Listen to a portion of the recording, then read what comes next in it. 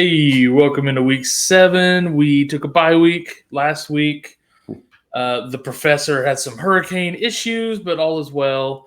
And now he's back with a vengeance. Tony, how you doing, buddy? I'm doing well. Thank you, Kyle. Good, Uh, good. Apologize about last week. Appreciate you being so gracious. I do live in Florida, and for those who weren't aware, we had a major hurricane rip through the middle of the state, the middle to end the latter part of last week. So put me out of commission for a couple of days, but I'm back and ready to roll. Back and better than ever. The professor slash the Terminator. All right. 100%. So tonight we're doing buys. Hit us with your first one, my guy. My first buy this week is Saquon Barkley, and kind of an obvious guy, I think, who is a strong buy for me. Started off the season red hot. He's had a little bit of a dip the past 2 to 3 weeks. We saw him go 18 for 47 yards, 2 catches for 7, finish outside of the top 30. Um, this for me is just maybe a unique buying opportunity on an elite running back. Um, his schedule looks very, very favorable rest of the season. He does play. He's got the Ravens and the Steelers in week 13 and 15, but outside of that, he's got just a great schedule for running back. So, I'm not necessarily saying that this is a buy low, although I think we could probably um, phrase it that way. I think it's just a big buying opportunity on Barkley. If someone who does own him might be more willing to move him now based on what he's done the past 3 weeks, and I would want to take advantage of that opportunity myself. Yeah, 100%. Like, nobody's perfect. Of course, everybody has their bad games. That was definitely more of an outlier last week with single digits for him. He fits right into this offense. They're feeding him the rock. Like you said, his schedule's amazing. Even if it's not technically a buy low, like just get him on your team. Yeah, if you can grab him, grab him. All right, numero dos.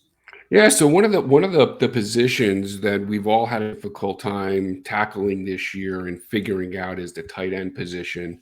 And so one guy in particular that kind of just really, really jumps out at me as a great buy low opportunity is Jake Ferguson with the Dallas Cowboys.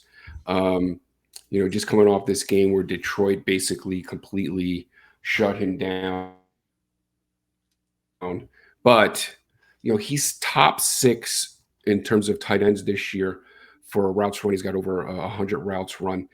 His targets per route run is high for tight ends. 34 targets on the season that puts him in the top 4 among tight ends, and that's even with him missing a game and being a little bit limited due to him dealing with some injuries. So this is a team that's going to have to try and play some catch up. Their defense is not playing well. They're going to have to continue to pass the ball. That's kind of what the game script has been this year. And so for me, Jake Ferguson, I am not down on Ferguson at all. If anything, I'm using this as an opportunity to buy low on the guy. So if you need a tight end and you're looking for someone to try and grab, check to see who's got Ferguson and see if you can make an offer. Yeah, 100%. I mean, I'm a Cowboys fan, so I'm a little biased, obviously, but I love Ferguson. I mean, he is the second best receiving threat on that team, even when Cooks is healthy. And like I say, bad week against Detroit last week. That whole offense was not clicking. Dak was off. Everybody was off. So definitely a buy low opportunity during the bye week here for sure. So again, get him on your team, man. Tight end's been tough this year. 100%. All right, and then last but certainly not least. Yeah, well, you're looking for the right type of guys to grab in the right time to grab them. And it gave you a running back, gave you 10 and I wanted to give you a receiver that maybe is a little bit off the radar, someone you might not necessarily be thinking about. And that's Rashid Shaheed with the New Orleans Saints. And I'm aware of what's going on. I'm aware of the knee. And look, this guy might hit IR, but he started the season on fire. He's going to be a part of this offense down the stretch. He's had to deal with Rattler here as of late. And even if he does hit IR, This is a guy that if you have the roster space, get him on your roster. Maybe someone drops him if he does hit IR or they're concerned about the surgery. He's got Denver and the Chargers in the next 2 weeks of that offense on the for the wide receivers and on the passing side is not going to be very productive. But this is a guy who has one of the most favorable schedules over a 7 to 8 week period once we get through these next 2 weeks. And this he could really be, even if he's on IR, he's on your bench, he's a stash, hitting week 11, week 12. This guy could really, he's the exact type of player you want who could be a league winner down the stretch. Just an incredible schedule that he's got lined up. And I expect him to finish the season the way he started it. Yeah, I agree.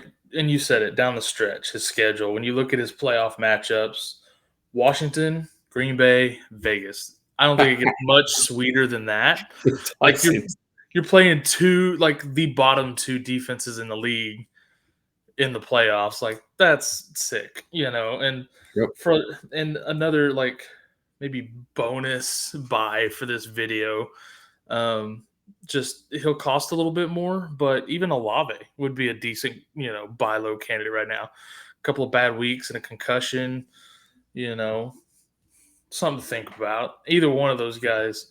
Shaheed is definitely the big play guy, though. And when you're looking at those playoff matchups, those teams are primed to get beat deep in those games. So, yeah.